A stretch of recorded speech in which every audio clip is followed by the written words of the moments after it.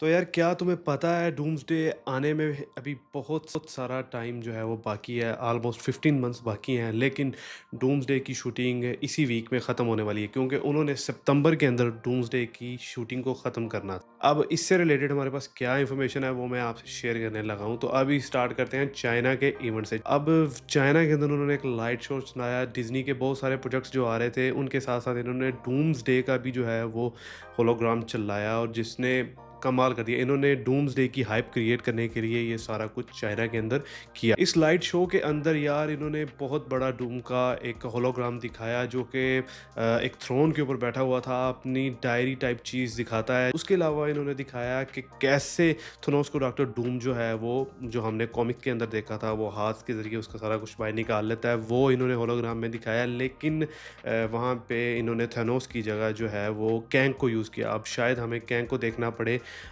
या may be Thanos को ही, अब ये तो बाद में ही पता चलेगा। खैर आगे चलते हैं। अब इसी होलोग्राम इवेंट के अंदर डूम डे का सिनॉप्सिस निकल के आ चुका है। अब जिसका मतलब है कि डॉक्टर डूम का अराइवल एमसीयू में होगा, जो कि अपनी कटिंग एज साइंस को ब्लेंड करेगा पावरफुल मैजिक के साथ, और इसी वजह से मल्टीवर्स में क्राइसिस आने वाले हैं और अवेंजर्स पता नहीं इसका सामना कैसे करेंगे, मुझे तो नहीं पता। खैर वो तो हम मूवी देखेंगे तो पता चलेगा। और डिज्नी को पता चल चुका है कि इस वक्त चाइना की पॉपुलेशन के हिसाब से वो यहाँ से बिलियंस लेके जा सकता है, तो इसलिए वो चाइना के अंदर अवेंजर्स डूम्सडे की हाइप क्रिएट कर रहा है ताकि वहाँ से जो है ना ये ज़्यादा से ज़्यादा पैसे लेके बाहर निकलें। यही डिज़नी का बेसिकली है कि भाई जितना पैसा होगा उतना ही उनको फ़ायदा होगा। ये सोच रहे हैं कि अवेंजर्स जो लास्ट आई थी उससे ज़्यादा इस डूम्सडे से ये पैसा क्रिएट करें, और टॉयज़ भी बेचने होते हैं। खैर इन्होंने, खैर आगे चलते हैं। अच्छा, एक बोर्ड की पिक्चर इन्होंने शेयर की थी जिसमें बहुत सारे लोगों ने अपने ओपिनियंस दिए थे कि यार ये बोर्ड जो है ये रीव रिचर्ड का है और हो भी सकता है, लेकिन मुझे ज़्यादा यही सुनने में आया है कि ये बोर्ड जो है ना वो लोकी सीज़न 2 के एंड में जो हमने देखा था, कैंग का जो बोर्ड था, शायद वही हो, क्योंकि कैंग एक बहुत ही पावरफुल एंटिटी है और इसके ऊपर जो एल्गोरिथम वगैरह लिखा हुआ है शायद कैंग का। अगर हम कॉमिक्स के हिसाब से डॉक्टर डूम की बात करें तो भाई डॉक्टर डूम का कॉमिक्स के हिसाब से जो सूट है वो वाला नहीं है जो फंटास्टिक फोर के अंदर इन्होंने दिखाया था। बेसिकली एक टाइटेनियम अलॉय का सूट पहनता है जो इसको खुद ही पावरफुल मैजिक के साथ फ्यूज़ हुआ हुआ है। ठीक है, मतलब उसका मैजिक इतना पावरफुल है कि टेक्नोलॉजी भी उसके सामने जो है ना वो कुछ नहीं है। और ये तो चलो मूवी का सिनॉप्सिस होगा और लॉक रिवील वाली बात होगी, लेकिन फिर इसके बाद इन लोगों ने एक लेज़र शो टाइप की चीज़ भी करी थी जिसमें डूम्सडे और डॉक्टर डूम से रिलेटेड काफ़ी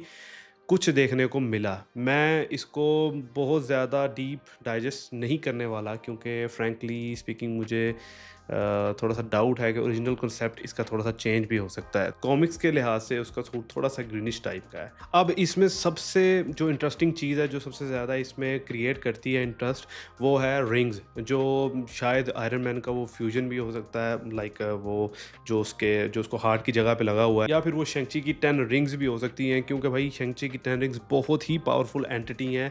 और मे बी शेंग-ची से जो है डॉक्टर डूम फाइट करने के बाद ये रिंग्स ले, और ये रिंग्स पहनने के बाद इसको अपने साथ फ्यूज़ करे, ज़ाहिर सी बात है, मतलब अपने मैजिक के साथ इसको फ्यूजन करे, क्योंकि ये उसके मैजिक और उसके ऑरा के हिसाब से क्रॉसबाउंड होगी और उस कलर में चेंज होगी। जैसे मतलब शिंग-ची वाली मूवी के अंदर वो अपने फादर से जब वो रिंग्स लेता है तो वो उसी को क्रॉसबाउंड होके उस कलर में चेंज हो जाती है। तो शायद ऐसा हो कि ये जो रिंग्स उन्होंने दिखाई हैं या कुछ भी फ्यूजन टाइप वो प्रोजेक्ट जो अभी दिखाया है, वो बाद में डॉक्टर डूम की पावर के साथ रिलेट होके ग्रीन कलर में चेंज हुई। अब लंदन के अंदर टोबी मैगरियो को भी देखा गया है जिसमें बहुत ज़्यादा ये किया जा रहा है कि डॉक्टर डूम के साथ फाइट के अंदर मे बी स्पाइडरमैन में वही दिखाया जाए, क्योंकि एक सीनियर स्पाइडरमैन उन्होंने दिखाना है, क्योंकि सोनी ने उनको एक ही मूवी बनाने की इजाज़त दी है। तो शायद जो स्पाइडरमैन न्यू वाली आ रही है वो इसके बाद रिलीज़ हो, पता नहीं अब क्या है। और न्यू स्पाइडरमैन अमेजिंग स्पाइडरमैन 3 जो है वो अब शायद 2-3 सालों के बाद ही रिलीज़ हो। अब चाइना के अंदर होलोग्राम के अंदर जो उन्होंने डॉक्टर डूम का लुक और उसका सूट दिखाया है, वो काफ़ी चीज़ें उन्होंने उसमें चेंज किया है, लेकिन वो थोड़ा-सा बिल्डअप करने के बाद काफ़ी अच्छा लग रहा है और उम्मीद है कि यही हमें देखने को मिले। लेकिन फाइनल क्वालिटी वो जो भी रखेंगे वो हमें मूवी में ही देखने को मिलेगी, क्योंकि भाई सितंबर अभी ख़त्म होने वाला है, मूवी इस मंथ में अभी इस वक़्त प्रोडक्शन ख़त्म हुई है। तो सोचो अभी 15 मंथ्स जो है वो पोस्ट प्रोडक्शन में रहेगी, फिर उसके बाद ये मूवी बन के तैयार होगी, तो समझो 2027 में ही शायद हमें देखने को ये मूवी मिले। बात कर लेते हैं इसके ट्रेलर की। तो जैसे अवाटार का जो fire and ash new movie आ रही है, उसका ट्रेलर उन्होंने सोचा है कि हम सिनेमाज़ में दिखाएँगे, मतलब ऐसे फ्री यूट्यूब के ऊपर वो नहीं डालेंगे। तो ऐसे ही अवेंजर एंड गेम वालों ने भी, डिज़नी ने यही सोचा कि हम भी फ्री में डालने से अच्छा है थोड़ी-सी हाइप भी बिल्ड करें और पैसे भी कमाएँ। तो इन्होंने भी यही कहा है कि जो ट्रेलर है, टीज़र है, वो सिनेमा में दिखाया जाएगा और उसमें कुछ पुराने मोमेंट्स वगैरह या कुछ ऐसी चीज़ें हमें शायद देखने को मिल जाएँ, जिससे शायद ये बिल्डअप हो जाए, मतलब स्टोरी बिल्डअप हो जाए हमारे लिए एवेंजर्स डूम्सडे की। तो अभी अवेंजर्स डूम्सडे की शूटिंग ख़त्म हो गई है, तो इंतज़ार करना बनता है, देखते हैं कब तक चलता है ये। और दूसरी बात ये है कि भाई पाकिस्तान के अंदर इस वक़्त सिर्फ़ शायद मैं ही हूँ जिसने ये कोशिश की और मैं ट्राई कर रहा हूँ अभी आप लोगों को, क्योंकि मैं मार्वल का डाई हार्ड फ़ैन हूँ। इंडिया के अंदर तो बहुत सारे एक्सप्लेनर हैं जो आपको मूवीज़ के रिलेटेड बताते हैं, तो अगर आपको मज़ीद मूवीज़, और मैं कोशिश करूँगा कि पाकिस्तानी मूवीज़ के बारे में भी रिव्यूज़ दूँ, तो इस चैनल को सब्सक्राइब करो यार, और इस वीडियो को लाइक करो लाज़मी, और इसे शेयर भी करो, क्योंकि ये आपको एक ऑर्डर नहीं है, रिक्वेस्ट है। पिछली वीडियोज़ जो है वो काफ़ी अच्छा काम नहीं कर रही हैं, तो मुझे जो है थोड़ा-सा इस वीडियो के ऊपर मज़ीद काम करना पड़ा है। बहुत मेहनत लगी है इस वीडियो को बनाते हुए, तो भाई इस वीडियो को लाज़मी लाइक और शेयर, सब्सक्राइब करना है आपने हर हाल के अंदर।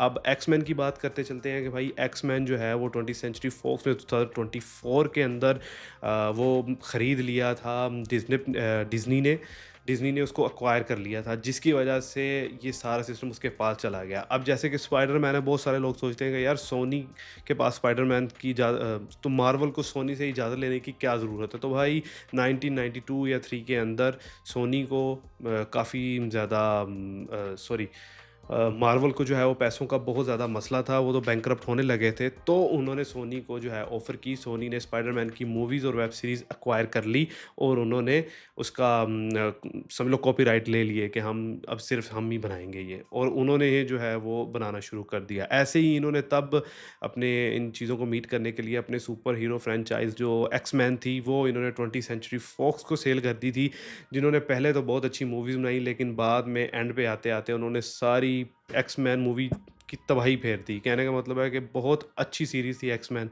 लेकिन ख़ैर उन्होंने बर्बाद कर दी, क्या कह सकते हैं। लेकिन अभी 2024 के अंदर डिज़नी ने 24th सेंचुरी फॉक्स को फिर से एक्वायर कर लिया है, तो अब उम्मीद है कि जो न्यू एक्स-मैन आ रही है, वो उम्मीद करते हैं कि अच्छी होगी। उसके अलावा वुल्वरीन की जो गेम भी आ रही है, और उसी लिहाज से वुल्वरीन की एक नई मूवी भी आ रही है। वो जब आएगी, उस थोड़ी बहुत अपडेट आएगी, तो उसके हिसाब से शेयर करें। ऑडियंस के अंदर भी शायद बहुत सारे लोग होंगे जो इस वीडियो को देख रहे होंगे, जिनकी अपनी थ्योरीज़ वगैरह होंगी। मुझे कमेंट्स में ज़रूर बताना कि तुम लोगों की थ्योरीज़ क्या हैं डूम्सडे को लेके, स्पाइडरमैन को लेके और एक्समैन को लेके। मुझे कमेंट्स में ज़रूर बताना कि हम नेक्स्ट किस वीडियो के बारे में, किस मूवी या किस वेब सीरीज़ के बारे में बात करें, तो हम ज़रूर बात करेंगे। जो भी एक्सप्लेन करने के लायक हुआ वो ज़रूर करेंगे, क्योंकि अपने पास तो भाई काम है कोई नहीं, तो हमारे पास यही काम बचा है, तो यही कर रहे हैं। ठीक है? Good bye.